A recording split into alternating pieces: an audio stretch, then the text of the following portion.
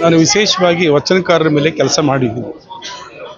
ಸಾಮಾನ್ಯವಾಗಿ ನನ್ನ ವಯೋನಿವೃತ್ತಿ ನಂತರ 11 ವರ್ಷಗಳಲ್ಲಿ ಸುಮಾರು 50 ಶರಣೆಯರನ್ನು ಕುರಿತು ಅವರ ಬದುಕು, ಅವರ ಬರಹ ಮತ್ತು ಅವರ ವಚನಗಳನ್ನು ವಿಶ್ಲೇಷಣೆ ಮಾಡೋದ್ರೊಳಗೆ ನಾನು ತೊಡಗಿಸ್ಕೊಂಡಿದ್ದೀನಿ. ನನಗೆ ವಿಶೇಷವಾಗಿ ಇವತ್ತು ಪ್ರಶಸ್ತಿ ನಾನು ಅರ್ಜಿ ಹಾಕಿದಲೇ ನನ್ನನ್ನು ಗುರುತಿಸ್ಬಿಟ್ಟು ರಮಣಶ್ರೀ ಪ್ರಶಸ್ತಿ ಕೊಟ್ಟಿದ್ದು ನನಗೆ ತುಂಬ ಸಂತೋಷ ಆಗಿದೆ. Very nice. ಅಂದರೆ ಇವಾಗ ಯುವ ಪೀಳಿಗೆಗಳು ಸುಮಾರು ಜನ ಏನು ಬುಕ್ಸ್ಗಳು ಓದಲ್ಲ. ನನ್ನ ಜೀವನದಲ್ಲಿ 3 ಮಾರ್ಗಗಳನ್ನು ಅನುಸರಿಸಿದ್ದೀನಿ. ಆ 3 ಮಾರ್ಗಗಳು ಕೂಡ ಈ ಸಮಾಜಕ್ಕೆ ಭಾಳ ಉಪಯುಕ್ತ. ಮೊದಲನೇ ಮಾರ್ಗ ಯಾವುದು ಅಂದರೆ ಬುದ್ಧ ಮಾರ್ಗ ಅಂತ, 2ನೇ ಮಾರ್ಗ ಯಾವುದಂದರೆ ಬಸವ ಮಾರ್ಗ ಅಂತ, 3ನೇ ಮಾರ್ಗ ಯಾವುದಂದರೆ ಭೀಮ ಮಾರ್ಗ ಅಂತ.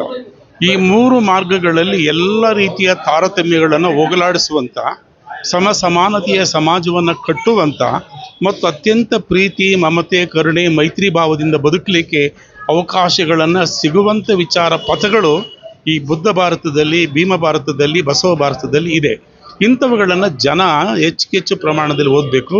ವಿಶೇಷವಾಗಿ 3 ತಲೆಮಾರಿನ ಜನ ಏನಿದ್ದಾರೋ, ಆ ಮೊದಲನೇ ಜನರೇಷನ್ನು, 2ನೇ ಜನರೇಷನ್ನು, 3ನೇ ಜನರೇಷನ್ನು. ಮೊದಲನೇ ಜನರೇಷನ್ಗೆ ಸ್ವಲ್ಪ ವಿಚಾರ ಪಥ ಗೊತ್ತಿತ್ತು, 2ನೇ ಜನರೇಷನ್ ಸ್ವಲ್ಪ ಅರ್ಥ ಮಾಡ್ಕೊಳಕ್ಕೆ ಬಂದರು, 3ನೇ ಜನರೇಷನ್ ಇವುಗಳಿಂದ ತುಂಬ ಮರೆಯಾಗ್ತಿದ್ದಾರೆ.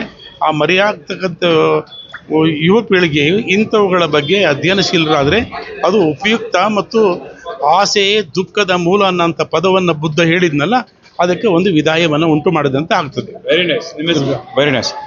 ನಮಸ್ಕಾರ ಕರ್ನಾಟಕ, ನಮಸ್ಕಾರ ಬೆಂಗಳೂರು. ವಿಶೇಷವಾಗಿ ಇವತ್ತು ರಮಣಶ್ರೀ ಪ್ರಶಸ್ತಿ ಪ್ರದಾನಾಂಬ ಸಮಾರಂಭ. ಸುಮಾರು 10 ಜನ ವಿವಿಧ ಕ್ಷೇತ್ರ ಅಂದರೆ ಸಾಹಿತ್ಯ ಕ್ಷೇತ್ರದಲ್ಲಿ ಛಾಪು ಮೂಡಿಸಿದಂಥ ಹಲವಾರು ಗಣ್ಯಮಾನ್ಯರು, ಸುಮಾರು ಜಿಲ್ಲೆ, ತಾಲೂಕು, ಹೋಬಳಿ ಮಟ್ಟದಿಂದ ಗುರುತಿಸ್ಕೊಂಡವ್ರನ್ನೆಲ್ಲರನ್ನೂ ಕರೆಸಿ ಇವತ್ತು ರಮಣಶ್ರೀ ಹೋಟೆಲ್ನಲ್ಲಿ ಒಂದು ಕಾರ್ಯಕ್ರಮನ ಆಯೋಜಿಸಲಾಯಿತು. ಸೊ ಷಡಾಕ್ಷರಿ ಅವರ ಒಂದು 75ನೇ ಹುಟ್ಟುಹಬ್ಬದ ಹಿನ್ನೆಲೆಯಿಂದಾಗಿ ಅವರ ಒಂದು ಕೃತಿ ಕ್ಷಣ ಹೊತ್ತು ಆಣೆ ಮುತ್ತು ಅನ್ನೋ ಒಂದು ಕೃತಿ ಕೂಡ ಇವತ್ತು ಬಿಡುಗಡೆ ಆಯಿತು. ಹಲವಾರು ಕೃತಿಗಳನ್ನ ರಚನೆ ಮಾಡಿದ್ದಾರೆ.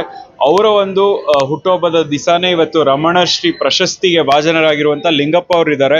ಸೊ ಚಿತ್ರದುರ್ಗದವರು, ಅವರು ಕೂಡ ಅಲ್ಲಿಂದ ಬಂದಿದ್ದು. ಸುಮಾರು ಒಳ್ಳೆ ಸಾಹಿತಿಗಳು, ಪ್ರೊಫೆಸರ್ ಕೂಡ ಹೌದು. ಅವರು ಹೇಳುವ ಒಂದು ಮಾತಂದ್ರೆ ಹೆಚ್ಚೆಚ್ಚು ನಾವು ಬುದ್ಧ, ಗಾಂಧಿ, ಬಸವಣ್ಣ, ಅಂಬೇಡ್ಕರ್ ಅವರ ಒಂದು ತತ್ವ ಸಿದ್ಧಾಂತಗಳನ್ನು ಅಳವಡಿಸ್ಕೊಳ್ಳೋ ನಿಟ್ಟಿನಲ್ಲಿ ಕೆಲಸಗಳಾಗಬೇಕು. ವಿಶೇಷವಾಗಿ ಯುವ ಪೀಳಿಗೆಗೆ ಈ ಒಂದು ತತ್ವ ಸಿದ್ಧಾಂತಗಳನ್ನ ಅಳವಡಿಸ್ಕೊಂಡು ಒಂದು ಒಳ್ಳೆ ರೀತಿಯಲ್ಲಿ ಜೀವನದಲ್ಲಿ ಉನ್ನತ ಸ್ಥಾನಮಾನ ಅಲಂಕರಿಸಲಾಗಿರ್ಬೋದು, ಒಳ್ಳೆ ರೀತಿಯ ಜೀವನ ಕಂಡುಕೊಳ್ಳೋ ನಿಟ್ಟಿನಲ್ಲಿ ಕೆಲಸಗಳಾಗುತ್ತೆ. ವಿಶೇಷವಾಗಿ ಯುವ ಪೀಳಿಗೆಯಲ್ಲಿ ಪುಸ್ತಕಗಳ ಒಂದು ಏನು ಆಸಕ್ತಿ, ಓದುವಂಥ ಹವ್ಯಾಸ ಹೋಗ್ತಾ ಇದೆ, ಅದು ಬೆಳಿಬೇಕಾಗತ್ತೆ ಹೆಚ್ಚೆಚ್ಚು ದೊಡ್ಡ ಮಟ್ಟದಲ್ಲಿ ಅಂತ ಹೇಳ್ತಾ ಇವತ್ತು ಈ ಒಂದು ಕಾರ್ಯಕ್ರಮದಲ್ಲಿ ಅವರು ಬಂದಿದ್ರು. ಅವ್ರಿಗೂ ನಮ್ಮ ಚಾನೆಲ್ ವತಿಯಿಂದ ಶುಭಾಶಯ ತಿಳಿಸ್ತೀವಿ. ಮತ್ತು ಅವರ ಆಲ್ಮೋಸ್ಟ್ 10 ಜನ ಯಾರ್ಯಾರು ಇದ್ದಾರೆ ಅವರೆಲ್ಲರೂ ಆಲ್ಮೋಸ್ಟ್ ತುಂಬ ದೊಡ್ಡ ಮಟ್ಟದ ಒಂದು ಸಾಹಿತ್ಯಕಾರರು, ಕೃತಿ ಅಂದರೆ ರಚನಾಕಾರರು. ಲ್ಯಾಂಗ್ವೇಜ್ ಏನು ಲಿಟ್ರೇಚರ್ ಲ್ಯಾಂಗ್ವೇಜಲ್ಲಿ ತಮ್ಮದೇ ಆದ ಒಂದು ಸ್ಥಾನಮಾನ, ಗೌರವ ಮತ್ತು ಹಿಡಿತ ಹೊಂದಿರುವಂಥ ಹಲವಾರು ಅವರ ಪುಸ್ತಕಗಳ ಮುಖಾಂತರ, ಅವರ ಕೃತಿಗಳ ಮುಖಾಂತರ, ಅವರ ಬರವಣಿಗೆಗಳ ಮುಖಾಂತರ ಎಲ್ಲರ ಮನಮಾತಾಗಿದ್ದಾರೆ. ಆ ಒಂದು ಕೃತಿಗಳು ನೀವು ಕೂಡ ಓದಿ ಆಲ್ಮೋಸ್ಟ್ ಅದರಲ್ಲಿ ಇರುವಂಥ ಸಾರಾಂಶಗಳನ್ನ ಎಲ್ಲೋ ಒಂದು ಕಡೆ ನಿಮ್ಮ ಜೀವನದಲ್ಲಿ ಅಳವಡಿಸ್ಕೊಳ್ಳೋ ನಿಟ್ಟಿನಲ್ಲಿ ಕೆಲಸಗಳಾಗಬೇಕು. ಈ ಥರ ಹೆಚ್ಚೆಚ್ಚು ಕಾರ್ಯಕ್ರಮಗಳು ಮೂಡಿದಾಗ ಸಮಾಜದಲ್ಲಿ ಐಕ್ಯತೆ, ಒಳ್ಳೆ ರೀತಿಯ ಒಂದು ಬೆಳವಣಿಗೆ ಆಗುತ್ತೆ ಅಂತ ಅವರು ಕೂಡ ಅಭಿಪ್ರಾಯಪಟ್ಟರು. ಇದಾಗಿತ್ತು ಇವತ್ತಿನ ವಿಶೇಷ ವರದಿ. ಮೂಲತಃ ಅರ್ಥಶಾಸ್ತ್ರ ಪ್ರಾಧ್ಯಾಪಕರು. ಕನ್ನಡದಲ್ಲಿ ಕೃತಿಗಳನ್ನು 50ಕ್ಕಿಂತ ಹೆಚ್ಚು ರಚಿಸಿದ್ದಾರೆ. ಎಲ್ಲ ಸಾಮಾಜಿಕ ನ್ಯಾಯದ ಹೋರಾಟ, ವ್ಯಕ್ತಿ ಚಿತ್ರಣ ಮತ್ತು ಕನ್ನಡದ ಶರಣ ಪರಂಪರೆಯನ್ನು ಕುರಿತು ಬರೆದಿದ್ದಾರೆ. ಅಲಕ್ಷಿತ ಸಮುದಾಯ ಎಷ್ಟೋ ವಚನಕಾರರು, ಎಷ್ಟೋ ಹೆಸರುಗಳು ಗೊತ್ತಿಲ್ಲ, ಅಂಥವರನ್ನು ಹುಡುಕಿ ಅವರ ಬಗ್ಗೆ ಒಂದು ಸಂಶೋಧನೆಗಳನ್ನು ಮಾಡಿ ಅವರ ಬಗ್ಗೆ ಪುಸ್ತಕಗಳನ್ನು ಹೊರತರುವಂಥ ಬಹುದೊಡ್ಡ ಕೆಲಸವನ್ನು ಮಾಡಿದ್ದಾರೆ. ಅವರು ಮೂಲತಃ ಅರ್ಥಶಾಸ್ತ್ರದವರಾಗಿದ್ದರೂ ಕೂಡ ಕನ್ನಡ ಸಾಹಿತ್ಯಕ್ಕೆ ಒಂದು ಅವ್ರದ್ದೇ ಆದಂಥ ನಿರಂತರ ಕೊಡುಗೆಯನ್ನು ಕೊಡ್ತಾ ಬಂದಿದ್ದಾರೆ. ನಿವೃತ್ತಿಯ ನಂತರ ಅವರ ಉತ್ತಮ ಬದುಕನ್ನು ಬರಹದ ಮುಖಾಂತರ ಕಟ್ಕೊಂಡಿದ್ದಾರೆ. ಇದನ್ನು ನಾನು ಅವ್ರ ಮುಂದೆ ಹೇಳಲಿಕ್ಕೆ ಇಷ್ಟಪಡ್ತೇನೆ. ಡಾಕ್ಟರ್ ಪ್ರವೀಣ್ ಕುಮಾರ್. ನಾನು ಎಕನಾಮಿಕ್ಸ್ ಪ್ರೊಫೆಸರ್. ಸೊ ಇದು ಅವರ ಮಗವರ ಮಾತು. ವಿಶೇಷವಾಗಿ ಆಲ್ಮೋಸ್ಟ್ ಕೃತಿಗಳು, ಯಾಕೆಂದರೆ ಎಲೆಮರೆಕಾಯಿ ಅಂತರ ಇರುವಂಥ ಹಲವಾರು ಪ್ರತಿಭಾನ್ವಿತರಿದ್ದಾರೆ.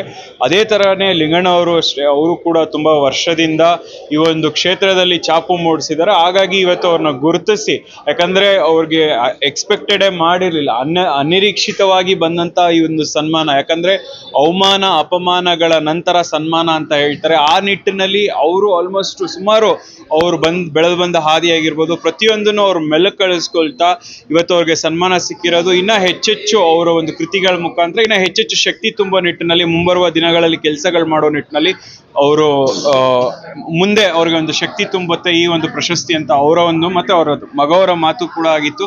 ಇದಾಗಿತ್ತು ಇವತ್ತಿನ ವಿಶೇಷ ಸಂಚಿಕೆ. ಮತ್ತೊಂದು ವಿಶೇಷ ಸಂಚಿಕೆಯಲ್ಲಿ ನಿಮ್ಮನ್ನ ಭೇಟಿ ಮಾಡ್ತೀನಿ. ಅಲ್ಲಿವರೆಗೂ ನಿರೀಕ್ಷಿಸಿ.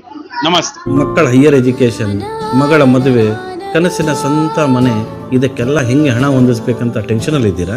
ಇರೋ ಚಿನ್ನನ ಅಡ ಬಿಟ್ರೆ ಬಡ್ಡಿ ಮೇಲೆ ಬಡ್ಡಿ ಕಟ್ಟಬೇಕು. ಮಾರಿಬಿಡೋಣ ಅಂದ್ರೆ ಅರ್ಧಕ್ಕರ್ಧ ಕೇಳ್ತಾರಂತ ಆತಂಕದಲ್ಲಿದ್ದೀರಾ?